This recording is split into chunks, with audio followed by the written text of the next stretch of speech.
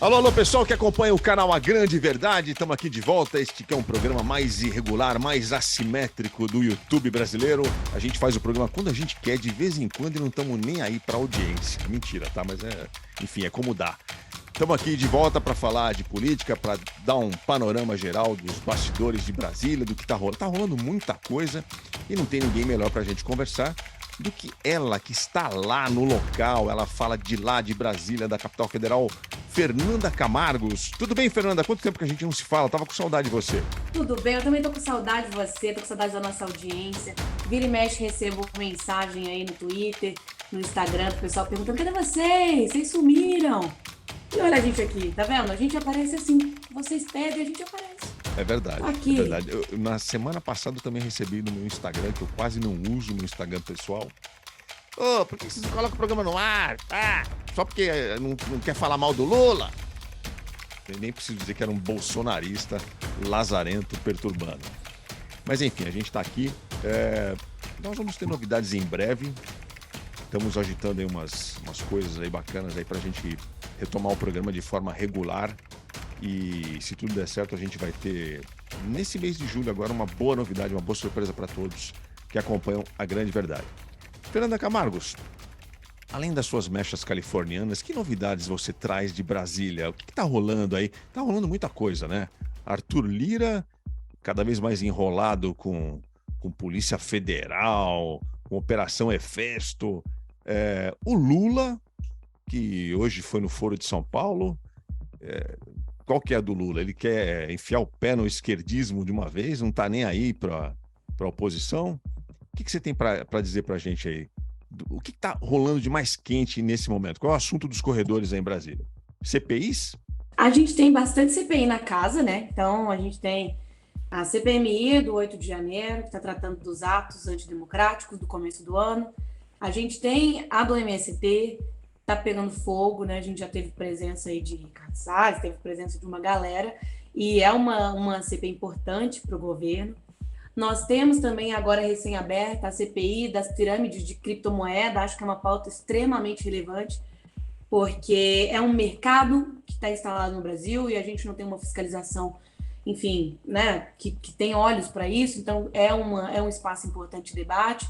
A gente tem votações importantes chegando, tem reforma tributária aterrissando aí, causando junto com os governadores, causando junto com os empresários.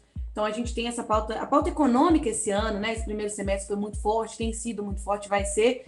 Eu acho que a gente estava sentindo falta disso, de ter um debate econômico real, de questionar o Banco Central, de questionar a questão da Selic, enfim, tem isso aí rolando e tem, claro, o nosso presidente Arthur Lira com os seus superpoderes sendo agora colocados em xeque por conta de questões de recursos do nosso querido orçamento secreto. Então, é muita coisa rolando ao mesmo tempo, o tempo todo.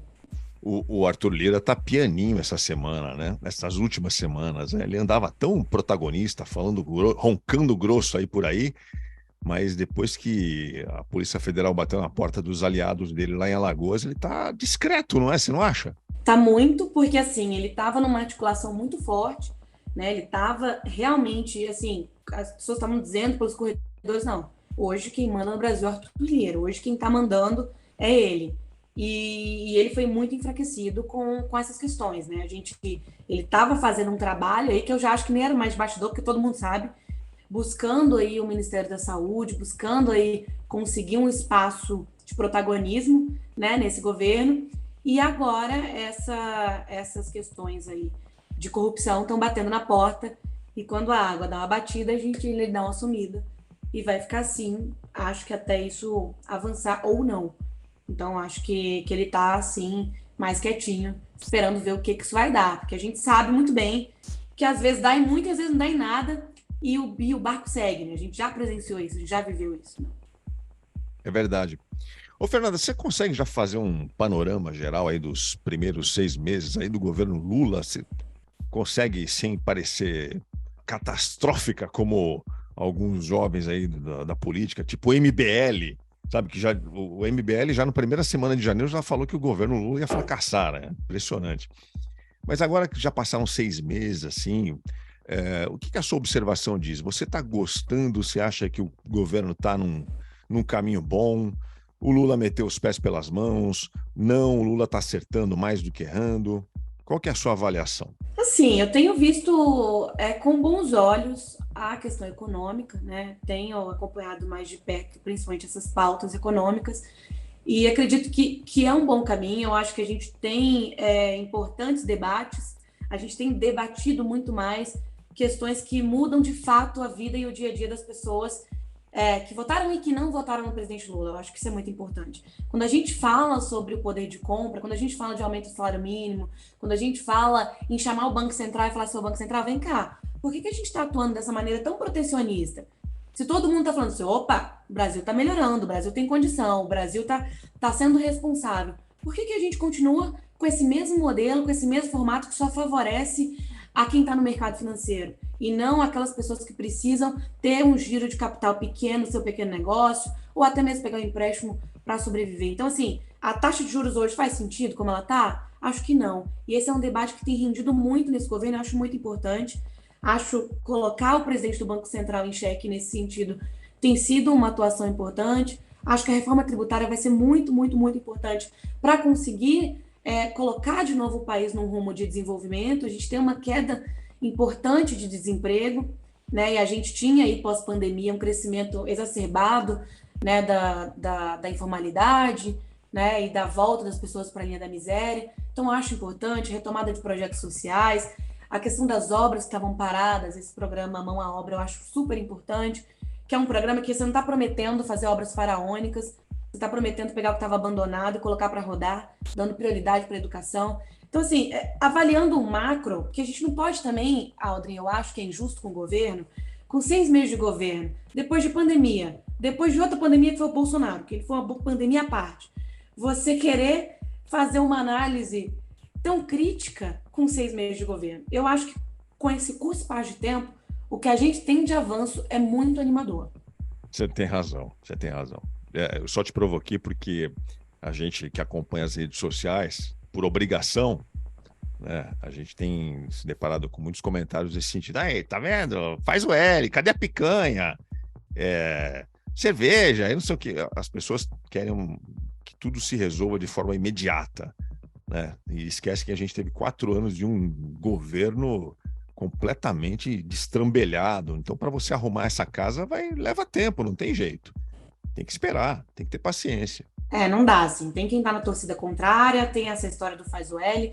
Aí fala assim, a Fernanda é esquerdista, é petista, porque só fala coisa boa. Gente, tem coisa ruim também, assim. Se a gente parar para olhar a comunicação do governo, é uma comunicação complexa, é uma comunicação que você não consegue enxergar uma linha.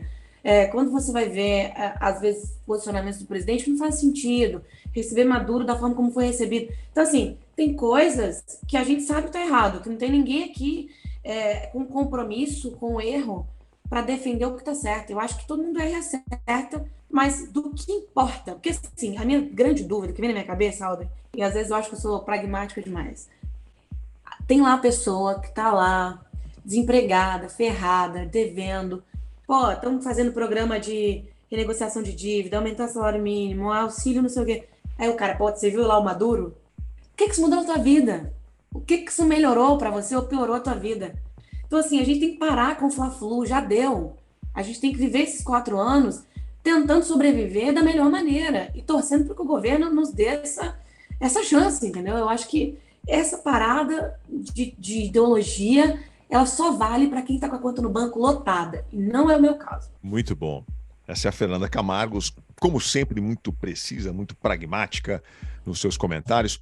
A gente vai bater um papo agora com o deputado Emanuel Pinheiro Neto, do MDB, de Mato Grosso, porque seria muito bacana a gente contar com a opinião de alguém que está lá na Câmara, está vivendo esse momento, tudo isso que a Fernanda falou. Vamos ver qual é a opinião de alguém que vive, né, no centro dos acontecimentos, que é a Câmara dos Deputados, que é o Congresso. E o deputado Emanuel Pinheiro já está no seu 2º mandato, é um cara jovem, um cara bacana. Vamos bater um papo com ele agora aqui em A Grande Verdade. Vamos falar agora com o deputado Emanuel Pinheiro Neto, do MDB de Mato Grosso. Deputado, tudo bem? Está nos ouvindo bem aí? Estou ouvindo bem, uma alegria muito grande estar aqui participando com vocês nesse espaço que a gente sabe que tem uma credibilidade muito grande dentro dos meios de comunicação de todo o Brasil. Muito bom falar com políticos da nova geração. Eu acho super importante essa renovação do Congresso. Eu queria muito falar vou chamar de você, tá? Não vou chamar de senhor. Fique à vontade. Você é muito jovem. Gosto muito de falar com os políticos mais jovens, porque me dá uma esperança, né? Porque a gente ouve os velhos falando, é aquele mesmo papo, as mesmas práticas, a mesma história de sempre. Os mais jovens trazem um frescor para a política, é importante a gente conhecer. Nós já entrevistamos aqui Tabata Amaral, Kim Kataguiri, uma galera aí da política mais jovem, e faltava falar com você, Manuel. Obrigado por você aceitar o convite. A gente queria apresentar você para o nosso público, para a nossa audiência. Está aqui com a gente a Fernanda Camargo, que você deve conhecer, e eu queria fazer um breve histórico. Assim, você já está no seu segundo mandato, você só tem 28 anos, é isso mesmo? 28 anos. Eu tive a oportunidade de me eleger deputado com 23 anos, em 2018.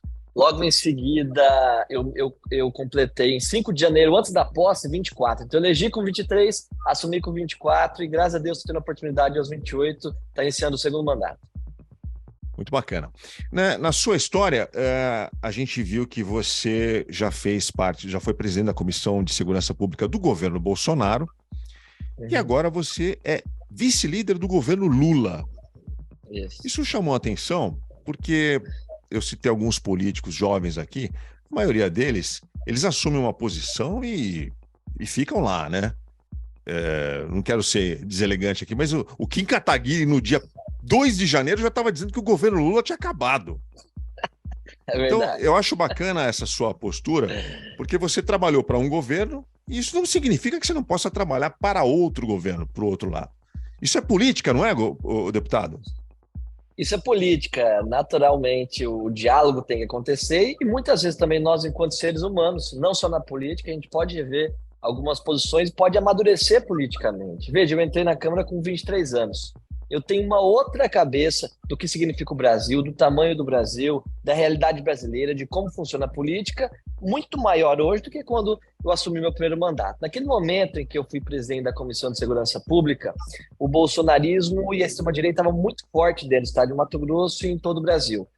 E eu sempre me incomodei com isso, mas eu demorei a conseguir maturidade política para conseguir um espaço em que eu pudesse dar vazão a isso. Naquele momento eu fazia parte do PTB do Roberto Jefferson, que inclusive nós tivemos uma briga com o Roberto Jefferson, foi aí que acabou se expulsando os deputados do partido, cada um foi para um partido distinto, o PTB se acabou, hoje o PTB praticamente tem, eu acho que um deputado ou nenhum deputado federal, e pouco a pouco, especialmente dentro do contexto econômico, de uma participação maior do Estado num país tão desigual, tão heterogêneo, tão diferente como o Brasil, eu fui pouco a pouco migrando o meu espectro político a partir da minha forma de ver o mundo.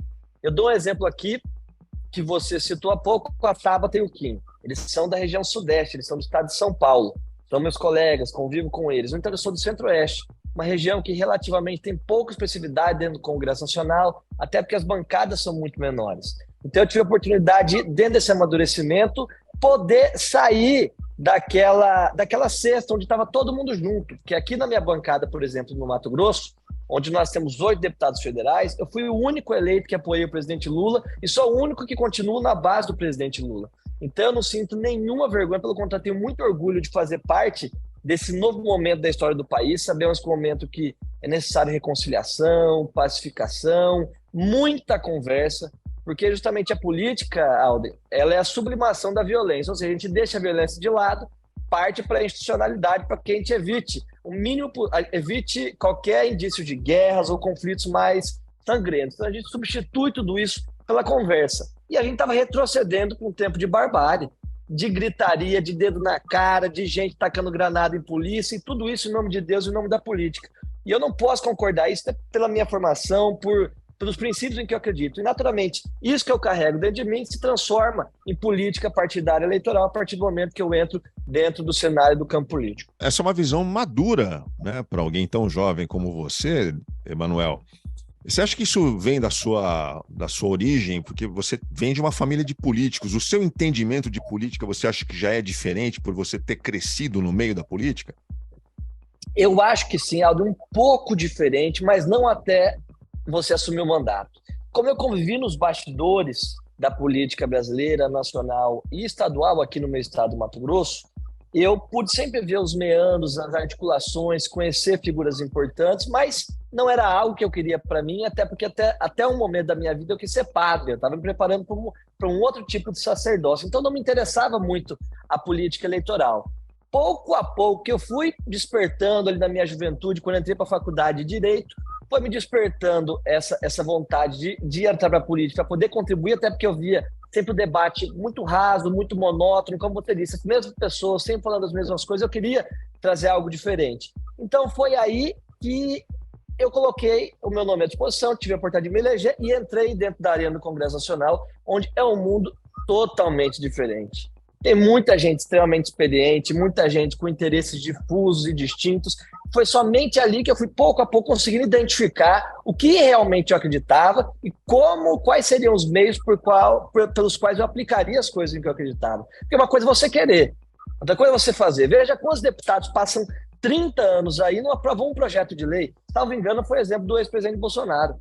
Ficaram vários e vários, mas não conseguem aprovar um projeto de lei. Então você tem que ter também o trânsito político, porque não adianta só você gritar. Você pode gritar, aparecer em mídia social, ter milhões de likes e milhões de views, mas isso pode não mudar a vida de ninguém, pode não fazer uma coceguinha na vida de ninguém. Não é isso que eu quero. Eu quero poder deixar uma marca, poder deixar um legado, e a pouco, eu com muita humildade, estou adquirindo essa experiência para poder transitar melhor e poder ajudar o Brasil a ser um país diferente, mais pacífico, menos desigual e mais humano.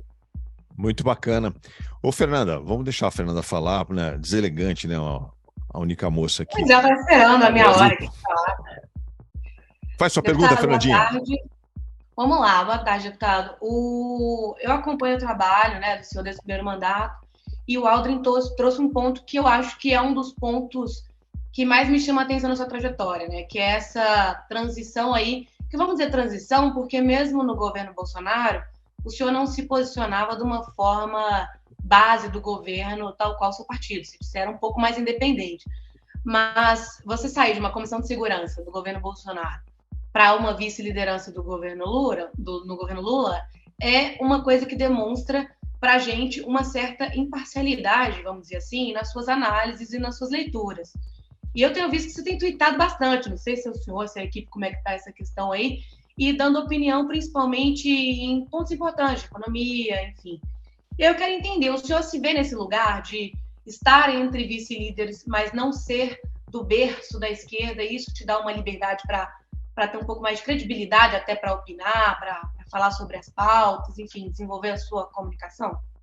Sem dúvida alguma. Sem querer desmerecer aqui qualquer espectro político, seja da esquerda ou da direita, mas naturalmente, quando você entra para o embate do debate político, quando você vê o partido de alguém, é do PT, é do PSOL, algumas pessoas já ficam um pouco mais desconfiadas. Ou alguém que é contra deputado de direita, quando vê que é do PL, já ficam mais retraídos. Então eu tenho uma liberdade maior por ser de um partido de centro, apesar de ter uma posição mais de centro-esquerda, de poder me posicionar em assuntos e com convicção. Por exemplo, pauta econômica. Eu assisti de perto os 4 anos do governo Bolsonaro, os 4 anos do ministro Paulo Guedes, onde eu testemunhei pessoalmente nos acordos, nas articulações, que o liberalismo não funciona, que o liberalismo é uma farsa. No momento mais difícil, sempre se precisa do Estado para coordenar, não para intervir na economia, mas para coordenar as forças econômicas de forma que ela não avassale, que o capital, que o grande poderio econômico não avassale os pequenos que não têm a mesma voz, a mesma influência sobre os parlamentares. Dou aqui um exemplo muito concreto. Aqui no estado de Mato Grosso, está havendo um problema em relação à quantidade de peixe nos rios. O governador aqui do estado instalou uma lei chamada Cota Zero. O que é essa Cota Zero? Durante 5 anos, os pescadores, que são milhares e milhares aqui em Mato Grosso, não vão poder fazer a sua pesca, que é de subsistência, para colocar comida na mesa da família. Não é para ter lucro, não. Qual é a força que esses pescadores, gente simples, gente que não tem nem, às vezes, carro para vir do interior para a capital, numa votação na Assembleia Legislativa, qual é o poder que eles têm de influenciar os deputados numa votação dessa? Qual é o poder que o governador, que empresários, que redes de hotéis podem influenciar o parlamento por meio de financiamento de campanha, por meio de tantas outras espécies de captura do Estado? A força é desproporcional. Então, o primeiro ponto que eu consigo enxergar, isso já me deu um foco da onde eu sabia que o Brasil poderia caminhar adiante, é por meio de uma coordenação por parte do Estado da economia brasileira. Dou aqui mais um exemplo concreto para a gente não ficar em abstrações, em questões muito teóricas ou especulativas. A gente teve um governo, que foi do presidente Bolsonaro, que pregava menos Estado, menos Brasília, mais Brasil.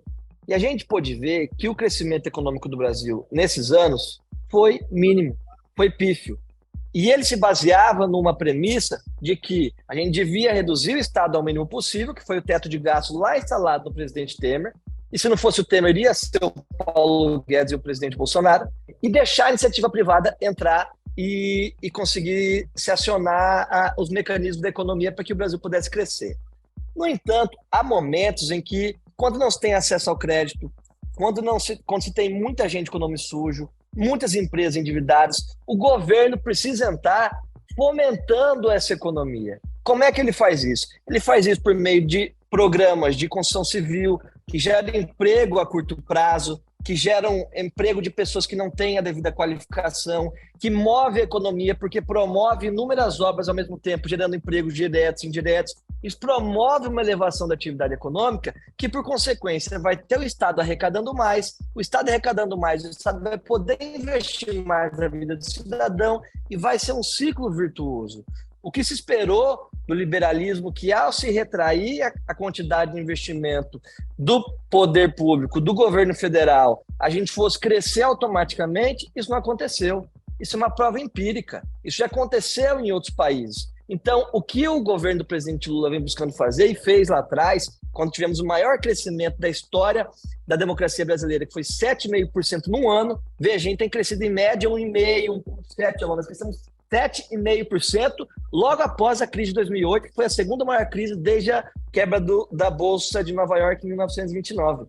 Então isso mostra que o Estado brasileiro ele tem que estar não interferindo em tudo, mas coordenando e aparando as arestas, principalmente em favor daqueles que têm menos poder de pressão sobre o parlamento, sobre os agentes políticos.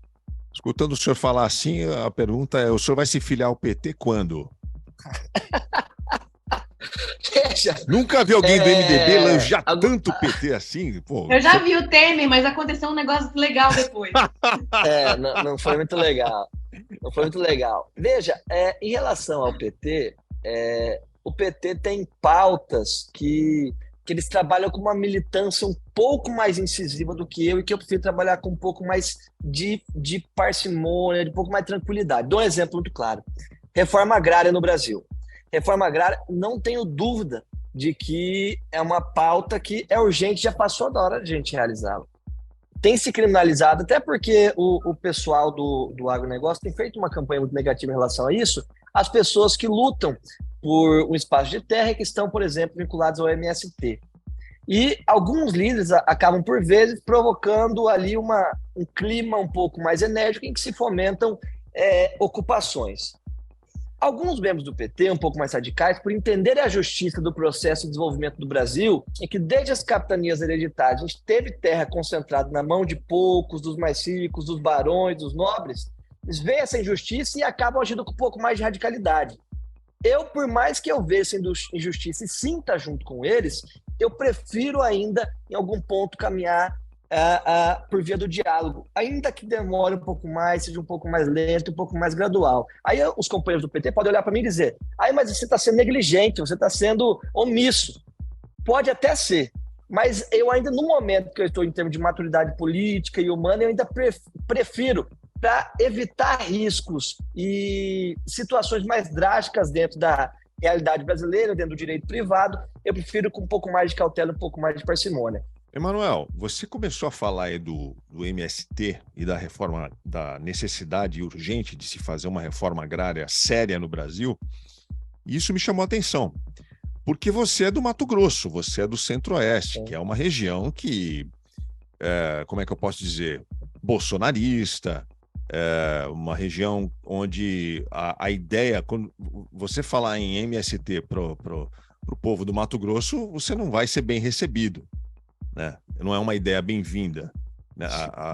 Na mentalidade. Com certeza não. Então, na mentalidade da maioria das pessoas da região centro-oeste, não só de lá, mas principalmente aí, onde se concentra o agronegócio, falar em MST é perder voto, né? Não tenho dúvida. Como é que você trabalha isso, cara? Porque eu achei bacana a sua posição, achei sensato, mas é uma questão delicada, porque você vive aí, você depende dos votos dessa região, e, no entanto, você tá se colocando, opa, peraí, não é bem assim? É esse o seu discurso? Não é bem assim? É esse o meu discurso, é um risco político, sim, mas eu preciso e quero ajudar a fazer as pessoas enxergarem o que está por trás de tudo isso. Quais são os movimentos pré-MST que vêm de lá de trás, de luta muito antiga, que fomentam esse desejo das pessoas e o sentimento de injustiça que elas carregam no peito pela falta de terra. Dou um exemplo muito concreto aqui. Deixa eu dar um exemplo para comparar em relação ao agronegócio. O agronegócio é importante para o Brasil? Extremamente importante para o Brasil. Em que ponto ele é mais importante para o Brasil? É porque ele alimenta o Brasil? Não isso. Porque, claro que eles ajudam a alimentar o Brasil, mas grande parte é exportada para os Estados Unidos, para a China e para outros parceiros comerciais. Grande parte da comida, mais da metade da comida que está na nossa mesa, vem da agricultura familiar. No entanto, a quantidade de subsídios que a gente precisa garantir ao agronegócio é muito grande para o Estado brasileiro. Vou dar aqui 3 exemplos. Quem produz produtos primários, produtos semi-elaborados, por exemplo, a gente avalia a soja que vai para exportação, produtos in natura, eles não pagam ICMS quando se exportam. Isso vem de uma lei chamada Lei Candir, que foi elaborada em 1996. A Lei Candir entrou no momento em que se precisava impulsionar a economia brasileira. Por quê? Porque a gente estava elaborando o Plano Real e nós precisávamos, para conseguir segurar o câmbio, não sei se você lembra, que o câmbio ficou em R$1, $1, a gente precisava ter divisas, ou seja, dólares entrando. Sim. Então, se estimulou isso para que a gente pudesse exportar, entrar esse recurso, valorizar nossa moeda frente ao dólar, baixar os juros e o Brasil poder crescer. Posteriormente a isso, nós tivemos também o Plano Safra, que o presidente Lula lançou ontem, que é um plano de financiamento de maquinários e equipamentos para aumentar a produtividade da safra agrícola. Nós temos no Brasil, historicamente, uma evolução gigantesca em que a produção, a área de produção no Brasil, nos últimos 30, 40 anos, multiplicou por 2 vezes e a produção se multiplicou em 7 vezes. Claro que nós temos a determinação, o trabalho dos agricultores, mas tem o impulso do Estado por trás. Além disso, em 2008, quando houve a crise de 2008, crise mundial, o presidente Lula lançou uma MP para renegociar quase 100 bilhões de reais das dívidas do agronegócio. Como é que eu venho e digo para aquelas pessoas que não têm o devido aparato estatal, que essas pessoas não têm o devido apoio do poder público, que as pessoas estão com milhares de hectares, eu não estou falando de qualquer agronegócio, estou falando dos grandes, dos cabeças, milhares de hectares sobrando de terra, ricos, não têm onde colocar dinheiro, eles recebem apoio do Estado, como nessas diversas situações que eu disse, e essas pessoas que não têm uma casa para deitar, um travesseiro para colocar a cabeça, como é que eles ficam? Então, se vamos colocar no lugar dessas pessoas, imaginar o sentimento delas vendo tudo isso. E é isso que causa uma revolta. Se a gente não tiver partidos políticos que possam dialogar com eles, nós vamos chegar em algum momento que vai ter um conflito muito sério no Brasil, porque isso é histórico. Reforço vem desde as capitanias hereditárias, é distribuído por apadrinhamento, é quase um patrimonialismo. E vem muito a partir, hoje, do nosso hipócrita sistema de campanha, de financiamento de campanha, em que muitos candidatos, principalmente vinculados ao executivo em estados que têm ligação com o agro, são financiados por agentes do agro, Caixa 2, com interesse de terem seus benefícios garantidos.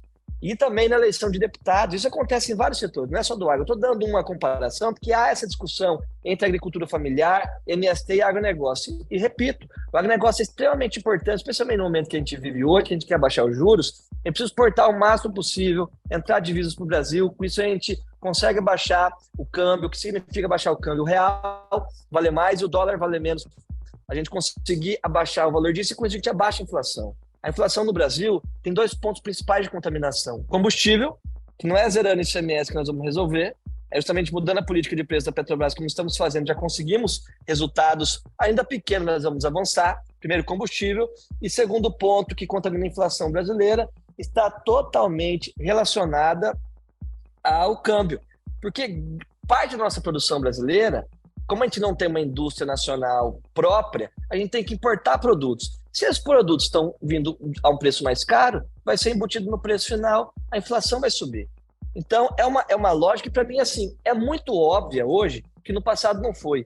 E que eu acredito tanto nisso, que eu, inclusive, sou capaz de, às vezes, fazer essas loucuras políticas e entrar em alguns temas espinhosos, mas porque eu acredito que seja verdade. E eu estou num momento que eu passei 4 anos tendo que segurar muitas vezes o meu posicionamento, que se não for para ser eu 100% de verdade, mostrar o que eu acredito, lutar pelo que eu acredito, para mim não vale a pena ser político, não vale a pena estar no Congresso.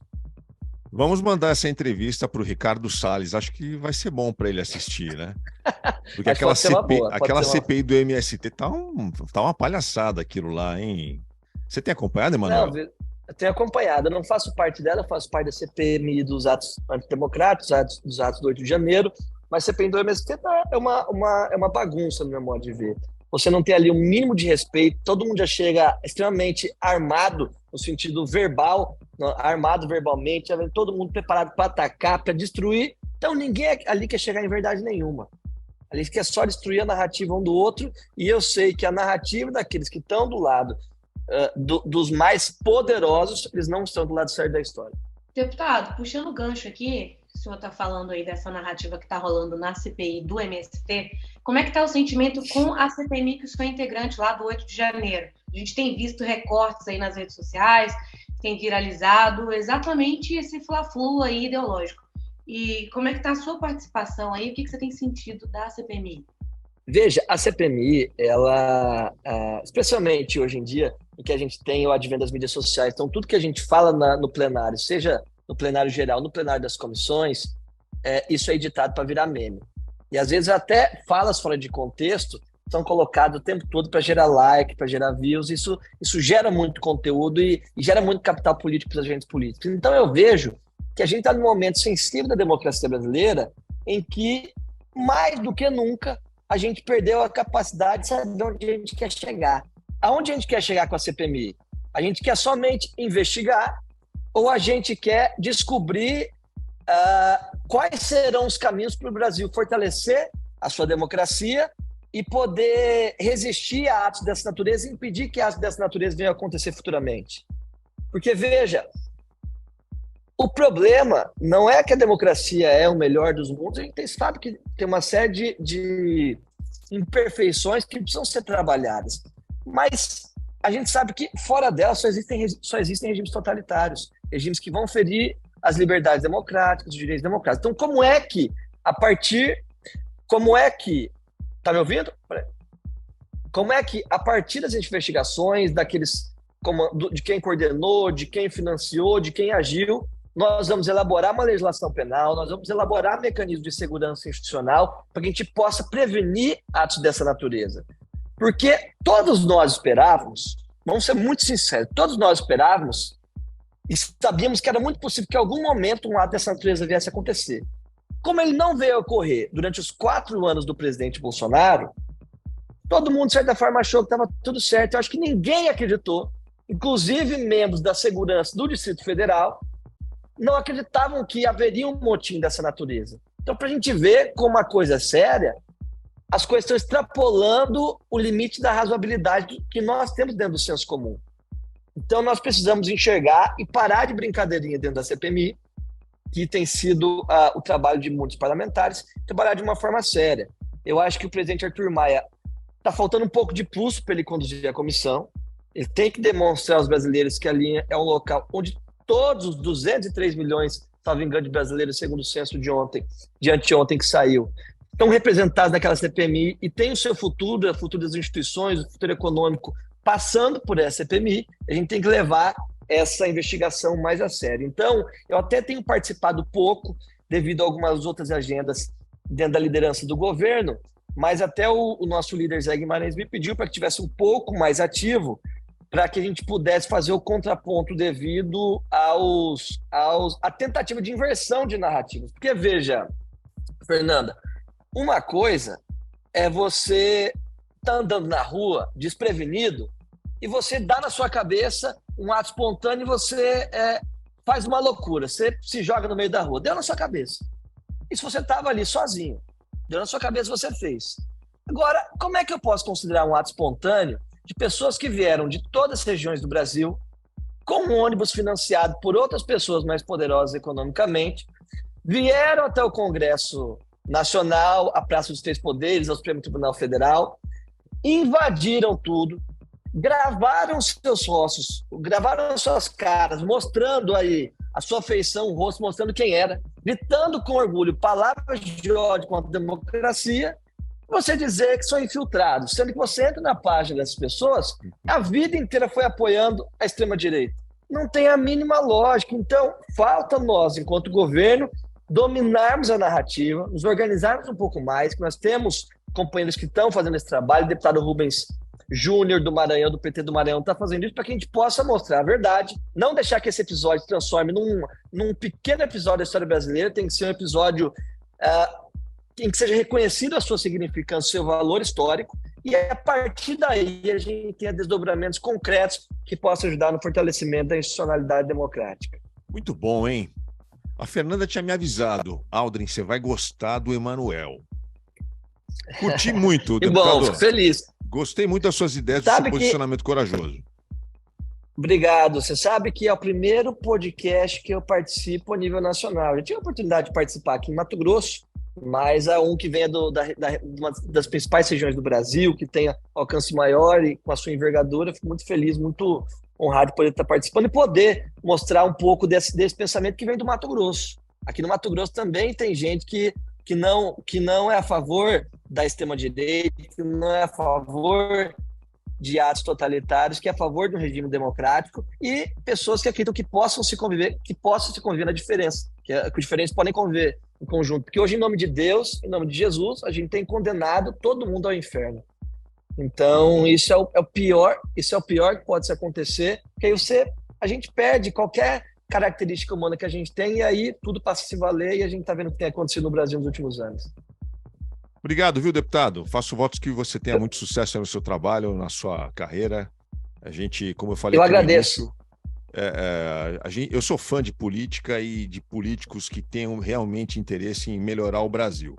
Por isso que eu gosto de ouvir os jovens. E fico feliz de ouvir você se posicionando dessa forma corajosa, não sendo populista, falando para o povo que tem que ser dito. Muito obrigado pela entrevista, pelo seu tempo. Parabéns pelo seu trabalho. Obrigado mesmo, agradeço. Agradeço, Fernanda, agradeço, Aros. Espero ter a oportunidade de voltar mais vezes. Valeu. Tá legal. Valeu, obrigado. Muito legal a entrevista. Fernanda Camargos, adorei conhecer o deputado Emanuel Pinheiro Neto. Tive uma ótima impressão. É muito bom quando a gente encontra jovens na política assim, com vontade, com energia para fazer alguma coisa pelo país, para mudar essa trolha aqui, né? Porque não dá, né? Do jeito que tá, se não tiver o sangue jovem ali trabalhando, fica difícil. E aí é bom a gente dar uma esperança, a gente vê alguém que não tá no Fla-Flu, né? Alguém que não tá no berro, na peruca, na gracinha, porque você tem uma esperança de fato que existe uma nova geração política e não midiática. Então eu acho que esse papo com o deputado Emanuel deu pra gente ter esse quentinho no coração de que tem gente lá fazendo coisa boa e representando a juventude, né?